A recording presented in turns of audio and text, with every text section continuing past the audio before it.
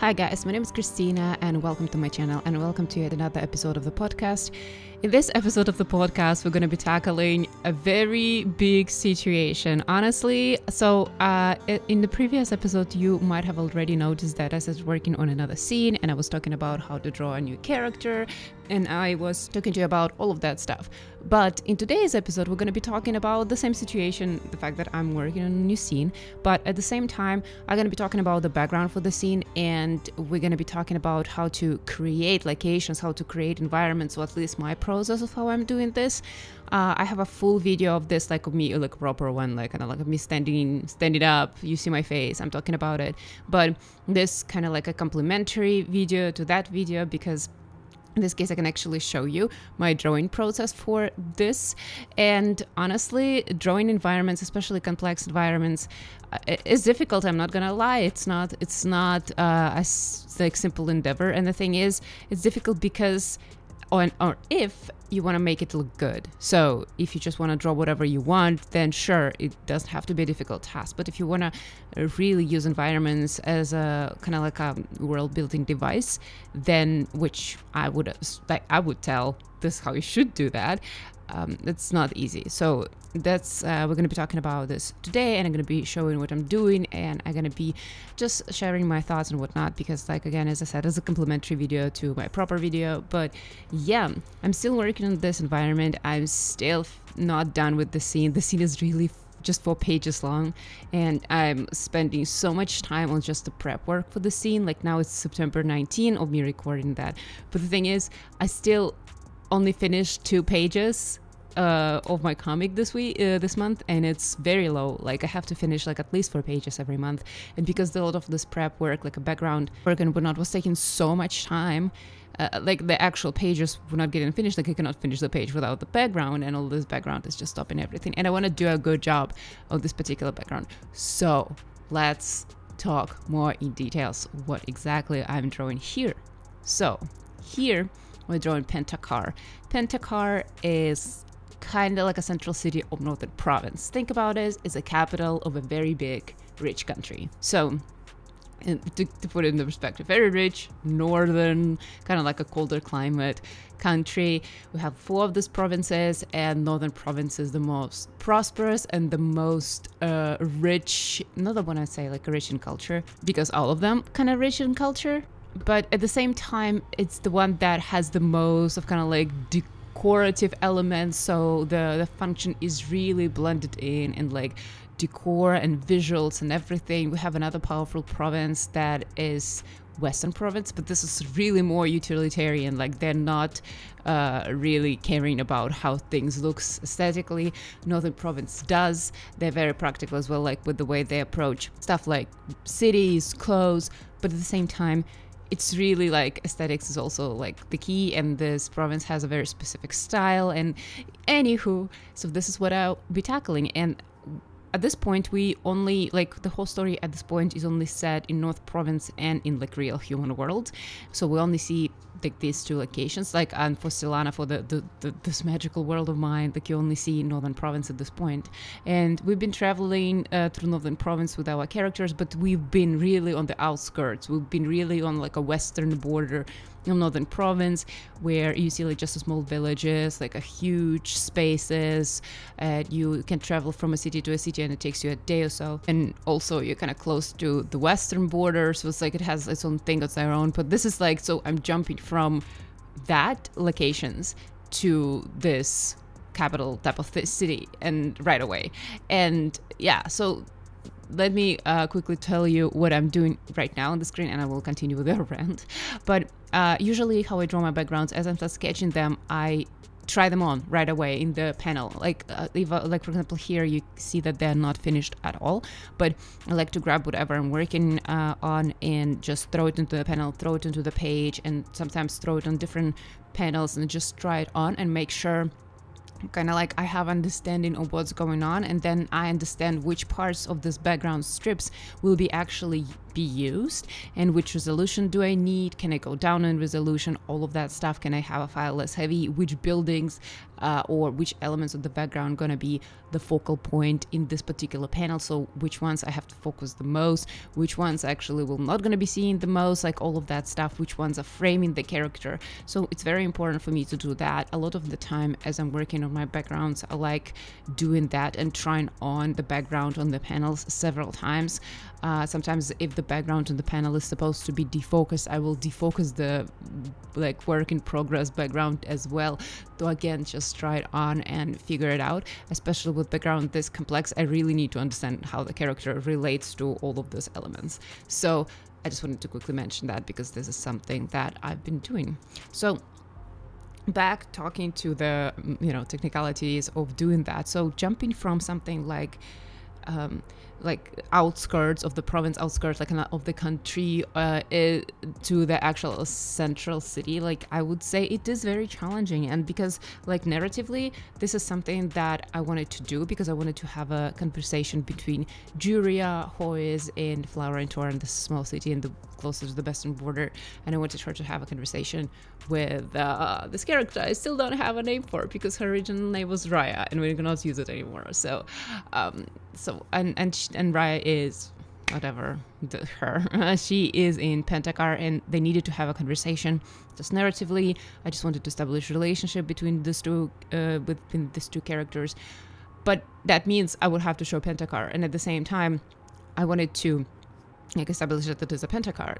Like show and tell, I want to show the Pentacar. However, again, if I would be writing this as a book, there would be ways to do this without actually drawing through. But in the comic, like in order to show, oh, location is a Pentacar, like in the book you can see that one line, but in the comic you have to actually show, and to show you have to think the whole thing through, right? So I like, when I'm approaching everything that I'm doing, I like to have reasons for everything. So if I'm having some elements, like some buildings have certain roofs, buildings have certain colors, I like to think it all through and not thinking, oh my god, this color gonna look cool, oh my god, this rooftop's gonna look like fantasy-esque world, whatever. I want to think it through. I want to make sure, like in the real world, visuals usually come out of functionality and then they develop into like pleasant visuals. Like, but functionality comes first in things like shapes of the building and shapes of the roof. They serve the purpose, right? So it's very important to keep in mind the functionality. So every time I'm drawing something like this, it's not just let's draw something pretty. To me, it's like, let's think about everything this city needs. Let's think about how this city operates. Let's think about how like this buildings like serves, how like all of that stuff. So, and that's why it was pretty challenging, because I don't want to. And another like pressure point is that I'm doing the location now and I have to think it through like just for this 4 pages, but at the same time this location will be appearing later in the story and will be a main kind of set piece in the story development. So I don't want to arrive at this point in the story like years from now and think, holy shit, I really hate what I did there with this chapter 9 4 pages, because now I'm stuck with these visuals that doesn't make any logical sense. So it's like I'm kind of setting myself up either for failure or success with me drawing this location first.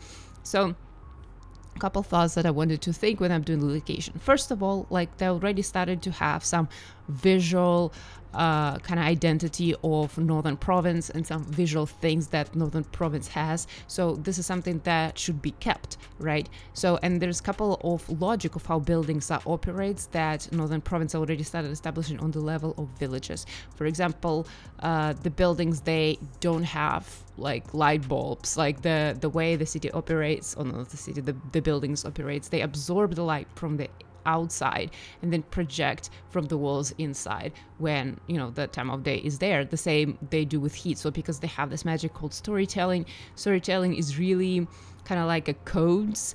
It's the idea, it's almost like, you know, it's like a programming, but just for reality. You can use this language and basically tell magic what to do. And like storytelling is truly unlimited. It's unlimited by imagination of the storyteller, the limits of how many words you need to express certain need that you have, and also it also has to draw power on something. So the power that storytelling draw on, like it has to have certain materials that it can draw power from. So there's stones, metals, wood, that is alive wood, and it can draw power from flesh, but really, really badly. Like flesh is really low on energy, and it can draw power from kind of like a person's soul, and but only the person themselves can use their soul as an energy. You cannot use other person's soul as an energy source. It's like it's very powerful energy source, but it's very unstable, and you can only use your own. So the energy sources that I used for something like a building to function, right, to have like a heat, a water, and like light and whatnot, like to have everything that is functioning, to be durable, and to make sure the elements don't destroy it, to have this like the building should be done ideally out of this element. So all the cities in Solana, they usually have access to all these elements. They either use actual forests to utilize it to do the trees, or rocks that are growing somewhere to implement them into their houses, or use metals to again implement them into houses. But live rock and live stone is the most powerful and long-lasting source of energy. It can last you hundreds and hundreds of years. So that's kind of like I already was showing, that stone is something that it used to make buildings, and something that is implemented in them. Already started showing this, and like the wood and how they used. So it only makes sense that Pentacar, that the city that I wanted to be large, has to like use a lot of stone. So I figured that the city can be built within the mountain range, so it's kind of carved out of the mountain, almost. So you can see I'm drawing like there is a mountains on the back, and then the whole city kind of on the left side. You can see how the buildings are rising. So my thinking was they took just the mountain and they shaped the city out of the mountain to some degree. So this is, or like maybe they had to like move some rock formation from time to time, but the whole idea is that they used this natural resource of this huge mountain range to build the city using the mountains themselves. And this way they have already like almost unlimited supply, not like limited, but they have like a huge supply of stone that they can use to create the city and make the city function. So this is something that I was thinking, so that logic will already implement and suggest how the city would look like and what the city would be. So I assumed that they carved it out in the mountains, and if they want to preserve the most amount of stone ever, obviously they will avoid shaving the mountain as much as possible. They will be not like chopping it down, but they will rather carve down. So the buildings would be very tall. So they just take the mountains as, chopping down, getting the stone in between the buildings out to use it elsewhere. For example, around the buildings, like when they use like smaller pieces of stone, but at the same time they would use these untouched formations of the mountains to have a building. So the buildings will be very tall, and so in this city, like it's rarely you will actually see the ground, or like you will actually walk on the ground, because the ground is just where they stop chopping the city, like carving the city out. So the buildings will be very tall. So this is like functionalities, like not like functionality, like kind of this logic of how it came to be. This is something that I keep in mind for the city. Also, I remember like I studied in my degree is industrial design, so that's actually helps. And every time I come up with different locations or different designs or different things, innovations, if you may, for my comic, I'm really heavily relying on rules on industrial design, on rules on production design. And the thing is, what is industrial design is basically design of objects that you use in your everyday life. And in industrial design, utilitarian function is the most important function. For example, if you design in, like, for example, iPhone, we did a whole study when we would take our phones and would analyze the how shape were created and why shape is the way it is, and analyze all the shape, measure the living hell out of phones, discover all the curves and like the radiuses of all the curves, degrees of every angle. It's like that was a whole project. We would do like blueprints of our phones, measuring up and like create like concepts and whatever. So the thing is, what that degree really taught me and how it's helping me today is that it's teaching me to think about function first and understand how things in real life are developed, like how your desk became desk, right?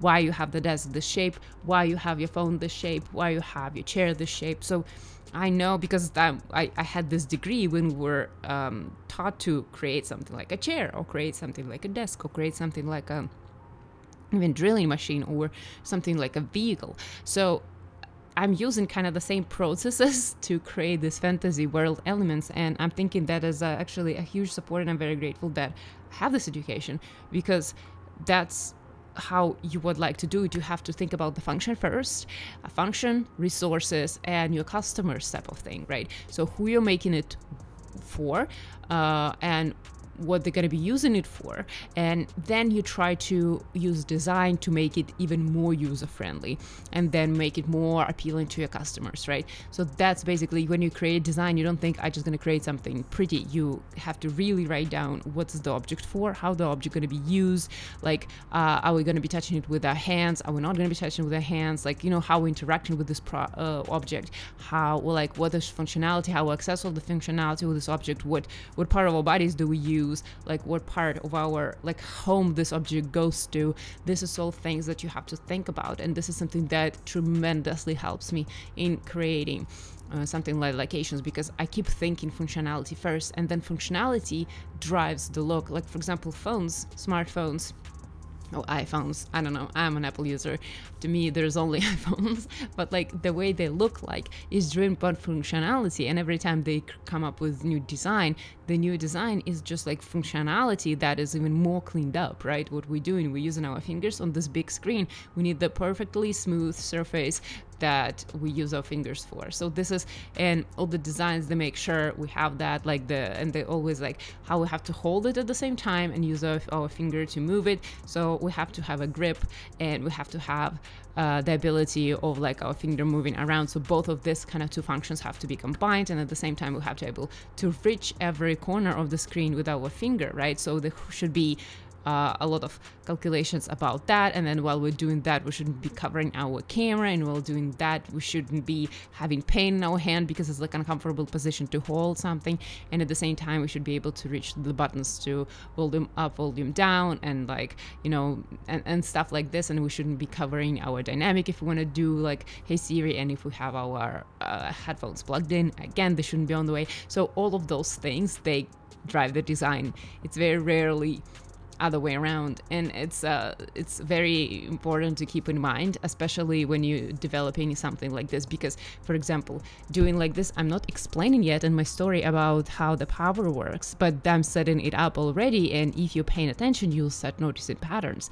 And this is things like, this is where world building thrives, when you get to show your world building, when you get to show how the world actually functions without, you know, spelling it out. For example, if we are going to another country, right, we might just look around and start understanding, ooh, so they're doing it like this, so they're using that like that. So you're understanding it by looking, and this is the best way, I think, for the reader to get idea of the world building, because world building is such a massive thing, and why we do show don't tell, and why it's important to do it, especially with world building, is that because otherwise you're really gonna be so tired. You want to give them information without them noticing and without them feeling like they have to remember, so it doesn't feel like school and they feel like entertainment, right? What it is actually, the comic is entertainment.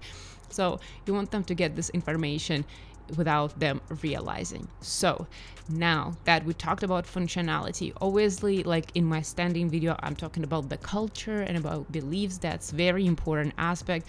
I probably will not be talking about this right here because there's a whole huge can of worm, and I'm gonna go into like details about the culture of this world. It's huge, and it's like for this particular buildings we don't really need that. Like what is the most driving that is the functionality, like they carved out a stone, but then they see like pieces of gold, like a metal on some of the buildings that is supposed to kind of help like add extra layers of where you can use some magic on, like I put some storytelling on and like add some more functionality to the building. And metal is something that you can exchange, right? Metal doesn't last as long as stone, but it's portable and it's changeable. So this is very handy, and this is kind of like elements that I have.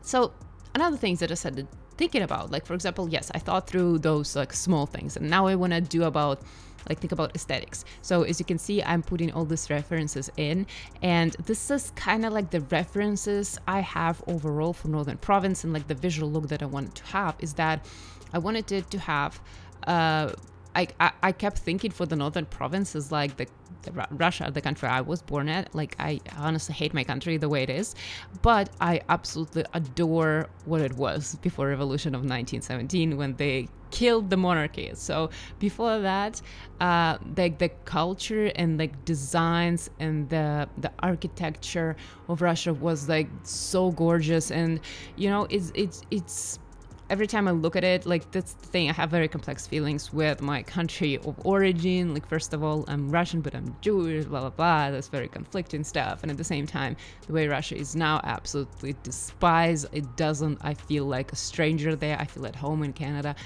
But at the same time, when I look at those original, like old clothes and old buildings, I just feel the longing, and I just feel like that feels right. That feels like the country, that my country that it was, and that was murdered before I was even born. But this is something that I wanted to show in my comic, and I wanted to be kind of like inspired of some motifs of that, and but because I truly think it is beautiful, and I truly want to like get this visual look and kind of play around with this, because I also think it's pretty much, it's unusual, you know, like I don't see a lot of Russians inspiration being used in media right now. If they are used, like older Russia, like not modern Russia, but like the Russian I'm talking about, some of them that are being used is just used with such a half-ass attitude. It was just like, oh my god, let's grab this exotic element and make my story exotic. Like, that's why, like, Shadow and Bone thing, come on, seriously, I just can't, like, whatever, it's just such a half-ass. They don't give a shit. They just want to like get some looks to the story to make the story look bad without actually looking at things how they are, and it just doesn't make sense, and it looks so shallow and so boring. And yeah, anywho, it's a rant, sorry.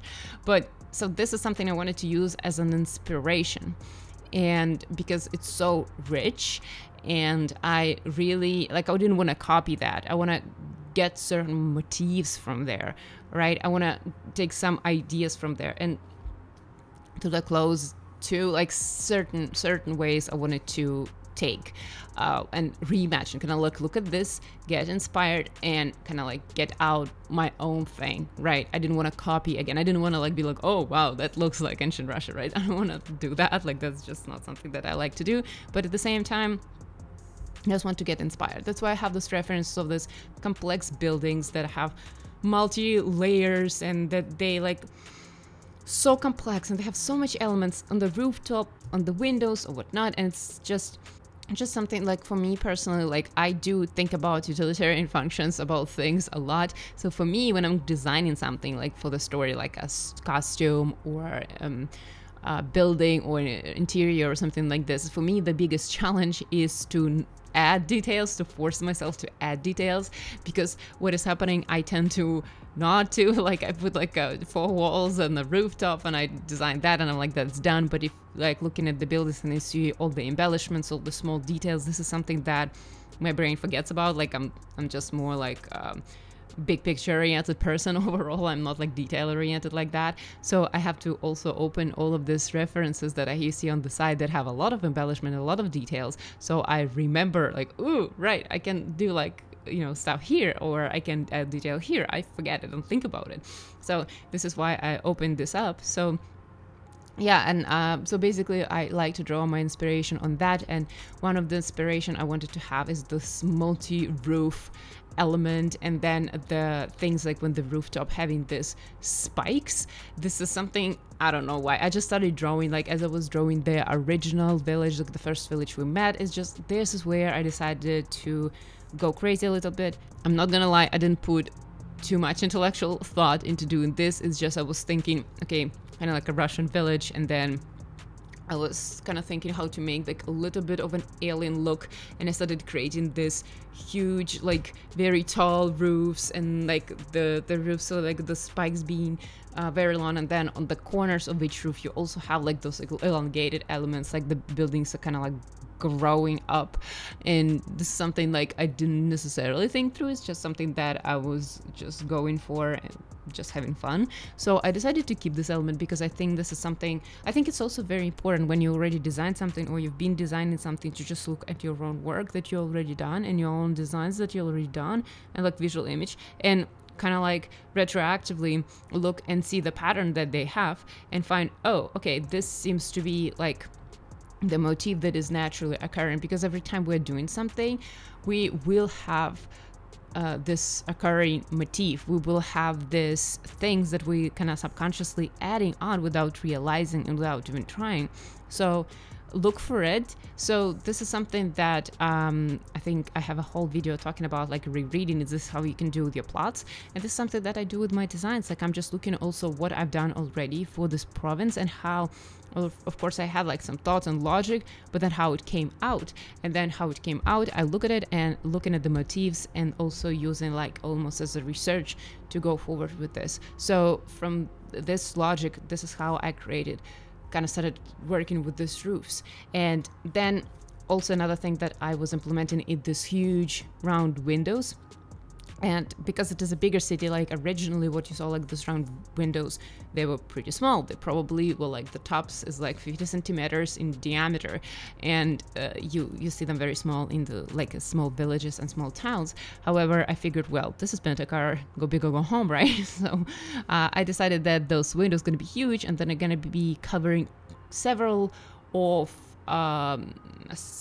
floors, right? And you see like I have this reference on the left. It's art, I'm sure it's Art Nouveau like type of style, but the thing is that this is not the reference that is original inspirations. That I already had an inspiration, already had like the visual stuff in mind, already had something going on, and then I started looking online, and I saw something that matches what I do. And why I saved it is because this is like a real, architects were doing that, right? And they were doing that and they were working on these buildings probably for a year, a couple of years, right? So I was like, well, the clearly more time spent on that, I'm gonna just go in and see how they solve different problems. Like, for example, I have maybe several days, like not maybe like a week or two for this environment, it's a week to draw this background. So clearly I won't be able to put all the intellectual energy into coming up with all the complex motifs and all the complex elements for here. Like it just won't be possible.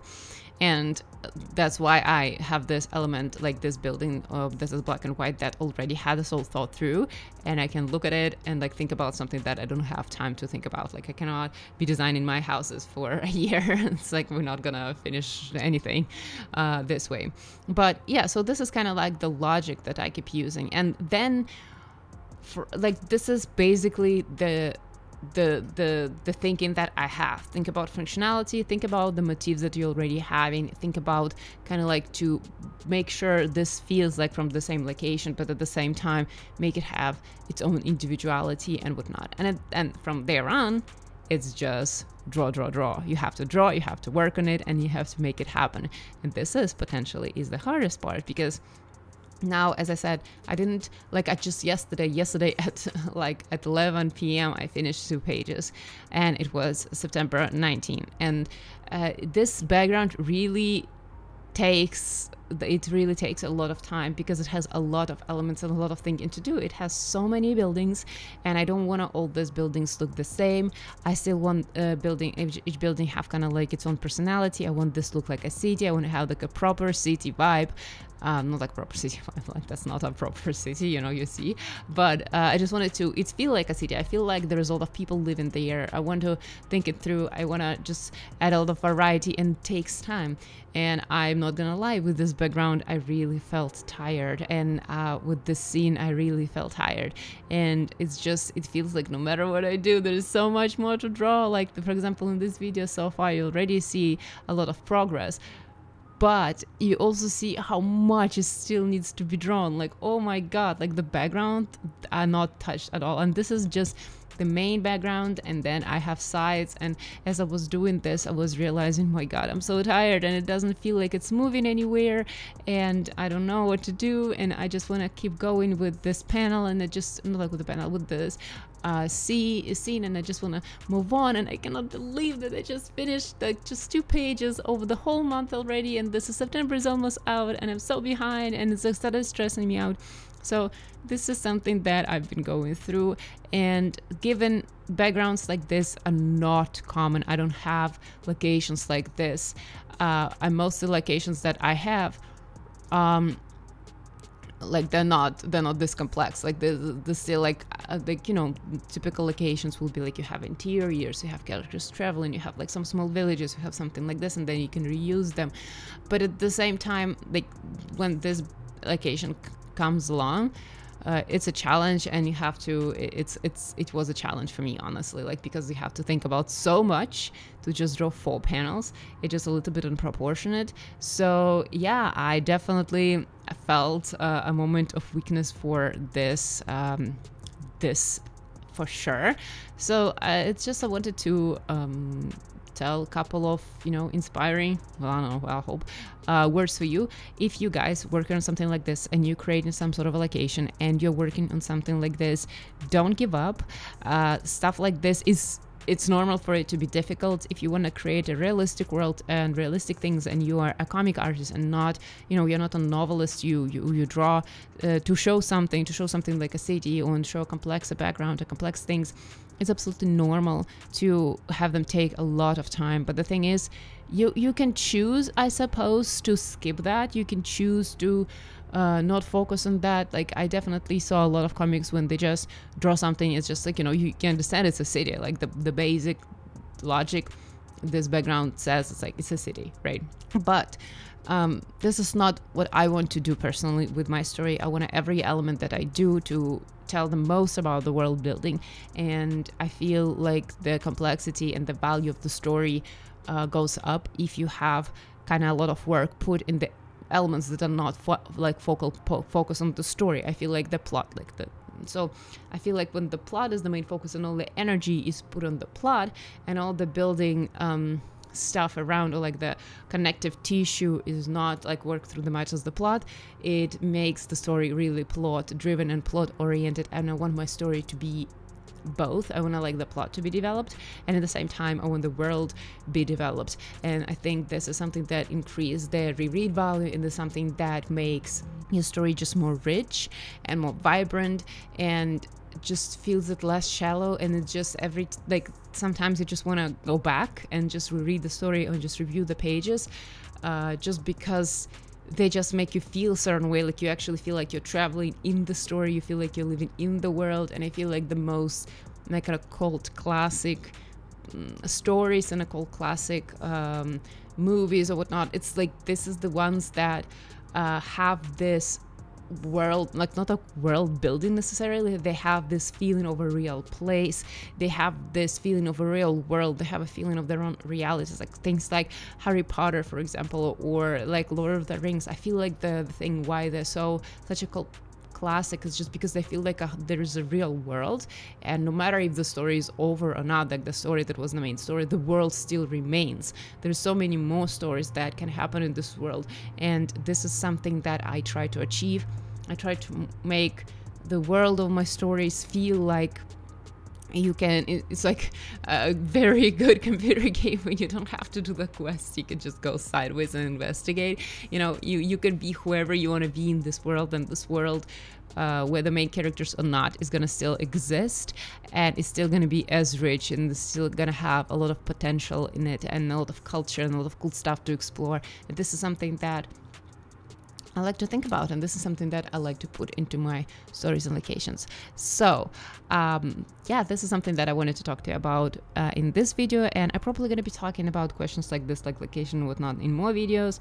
But yeah, this is the thing. This is kind of what I've been up to, and this is what I've been doing, and I hope it was useful. And the video about, just a proper video about me talking about how to do that, like just to draw locations and world building through environments, the video is coming. I don't know if it's coming soon. I have so many videos recorded and I don't know which one to edit first. I have so many videos, you guys, like, I don't know. And then I record all of them, and then I just have too much and I don't know what to do with them. But it's coming eventually, I promise you. But yeah, thank you so much, guys, for watching. I hope you're having a good day. I'm hoping you're having great week and enjoying the drawing that you're doing. And thank you so much, guys, for tuning in, and I hope to see you in the next one. Thank you so much, guys. Bye.